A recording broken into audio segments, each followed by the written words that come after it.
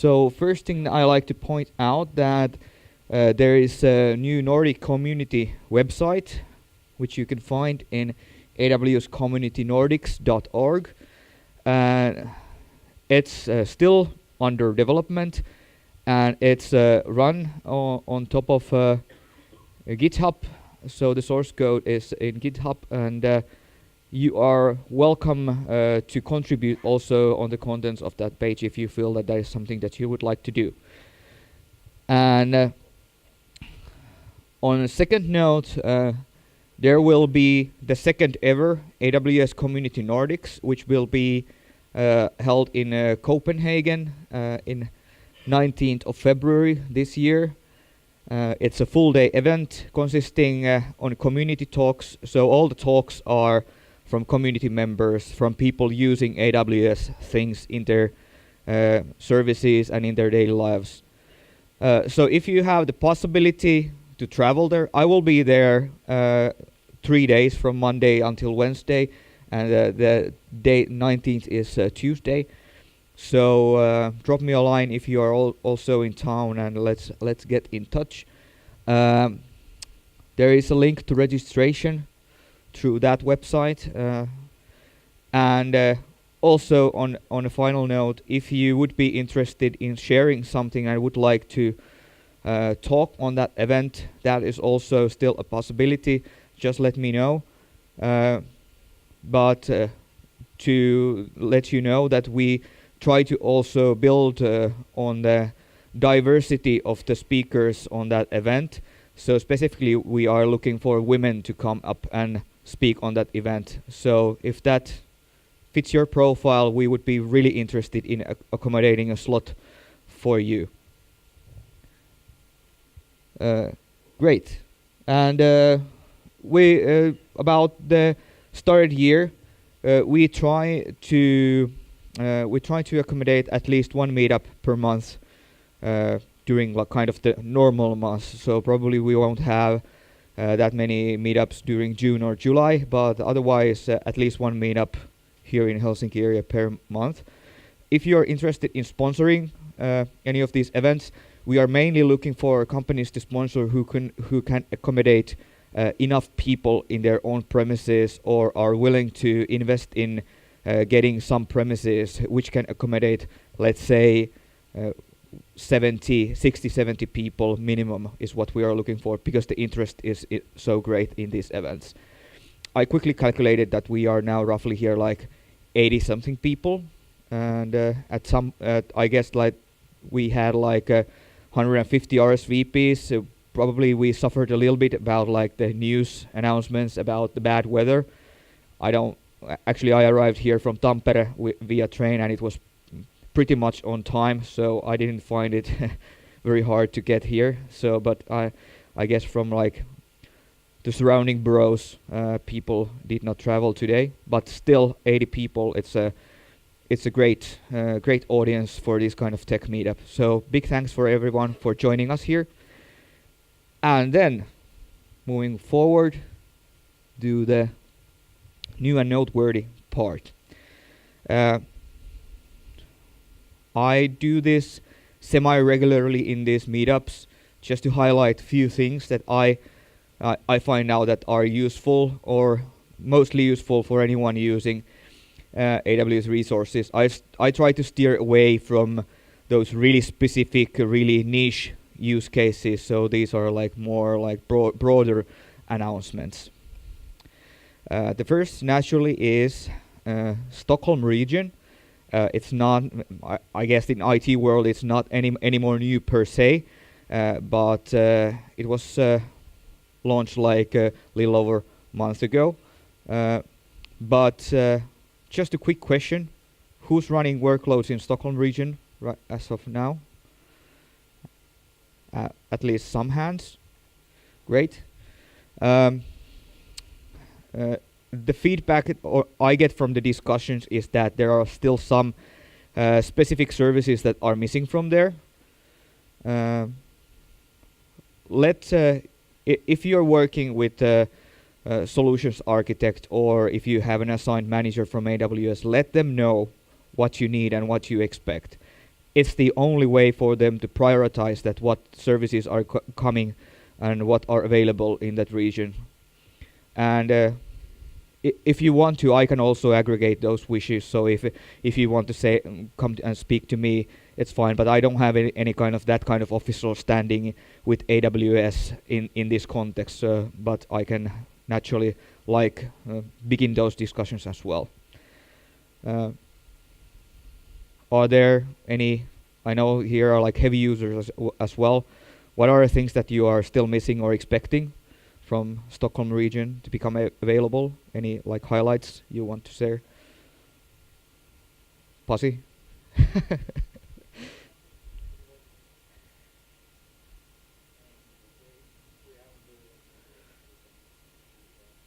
Okay.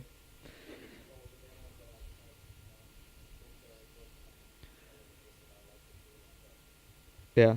So the basic set is there, but if you have been using one of the newer services from the recent launches, those are still missing. But all right, start using it. It will benefit us all in the long run. If you are one of those companies who want to kind of live on the edge, use the services that become available, my best bet in Europe is still the Ireland region. One reason to go for Stockholm, if you are someone who manages with the basic set, is that Stockholm region is actually one of the cheapest regions in the world. So if you care about money, you should go there.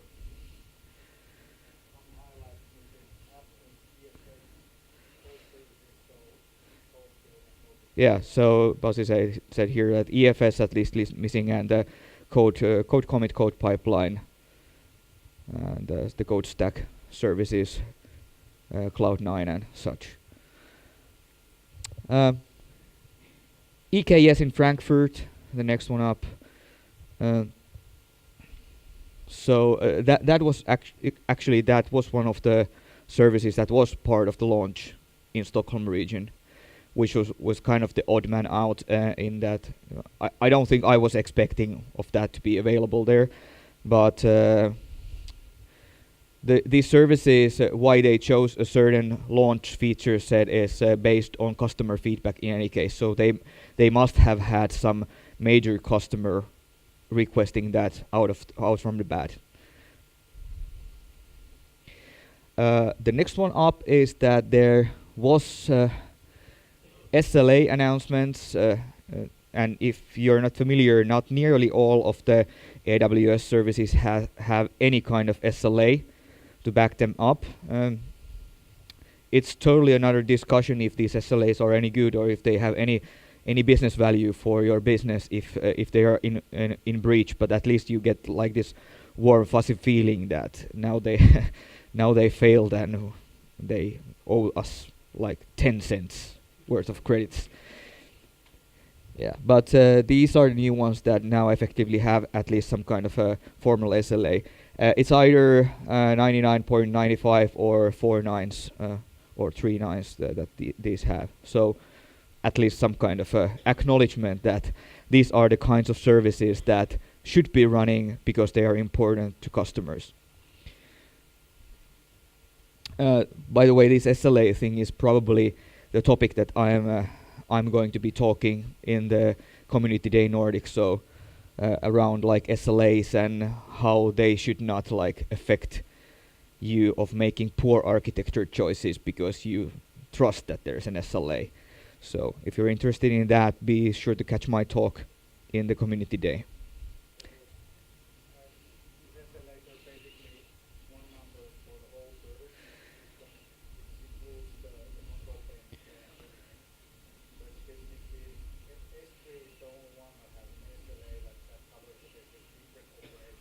Mm.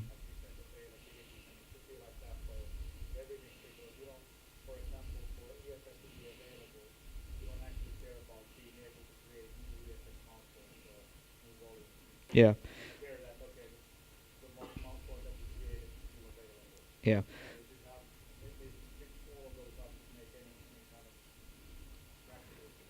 Yeah. To summarize, the SLAs here, please be, if you're interested in those, please be sure to read that what includes and what it does not include. And like regarding, for example, an SLA for EC2, while we're on the subject, they need to have like 2 availability zones to fail before they are in breach. So even if like one availability zone goes out of the map, you will still get the SLA that they promised. So be sure to take this into account in your environments. Naturally, it's a little bit different ball game when we're talking about like serverless services or platform services, where you have no control over that on which availability zone anything is running. Okay, then one interesting thing was Amazon Document DB with promised Mongo compatibility. I don't know if that was sarcastic or not.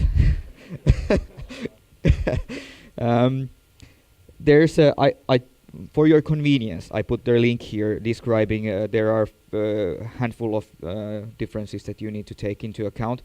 I'm not a MongoDB expert, but there was some things that you need to take care of if you want to use it. There was speculation that if this is actually based on Postgres. I vaguely remember of like reading some headline from somewhere, but yeah, it's an interesting new offering, and I know that like the NoSQL database, like the DynamoDB has been available for some time, and I know that not all people who like NoSQL databases are not particularly fan of DynamoDB. I really can't comment that much. I know that Nilo is very familiar with the subject, so if you're interested, give him a nudge. Price reductions, everyone's always fan of those. Fargate, 20% off vCPU prices and 65 from memory. So this was anticipated and very welcome change, and probably will drive up the adoption of the Fargate. We will see during this year. I'm expecting of price reductions of certain technologies and certain technology stacks inside AWS for becoming available during this year. Then one neat thing was Route 53 alias support for API gateway and VPC endpoints. So these things make it easier for you to refer to these kind of endpoints in your from your own domain, like which is managed by you. So and the thing with aliases is also that those familiar with Route 53 is that alias requests are basically free of charge in Route 53. So instead of like basically you could use CNAMEs for certain things, not all things, but anyway, the thing here is that anytime you have the possibility to use an alias instead of CNAME or a record in DNS when you are in AWS, use it, because it's much cheaper if you have a bunch of requests. One more thing, like Steve always said, AWS backup. This was just in a blog post yesterday. Highly waited, highly anticipated, long overdue, I would say. I have not had the possibility yet to check what it. I read the blog post, but that's about how much I know of it at the moment. But for those still on the, well, especially for the legacy side of things that you still are in any case running on top of AWS, this is something worth checking out, and naturally you always will have some kind of data repositories that can probably utilize like the native tooling, like S3 snapshotting and stuff. So check this out. Really good addition to the service offering. And with that bombshell, I'm finished with my list. My regular question in this part is that, did I miss something? Do you find any of these particularly interesting? Do you want to comment on something? Basic Finnish audience. There's one.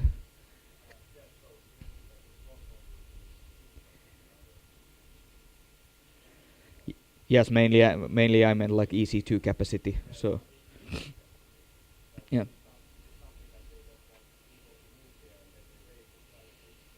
No. It has actually. This is like semi-official and my own interpretation. So it has to do with tax subsidization and energy benefits or energy tax cuts in Sweden.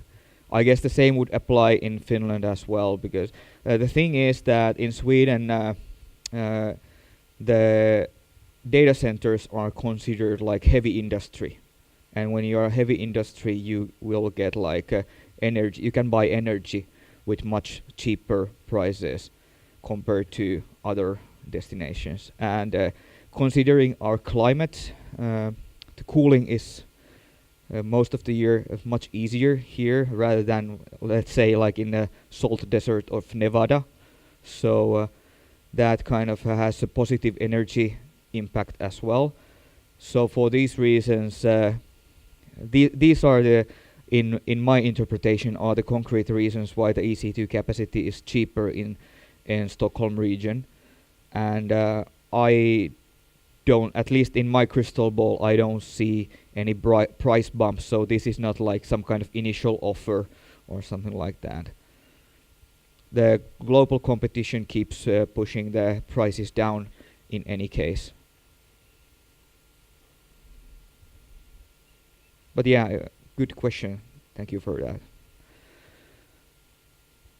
But if there are, at this point, if there are no more comments, I will prepare something similar, naturally, for the next time as well.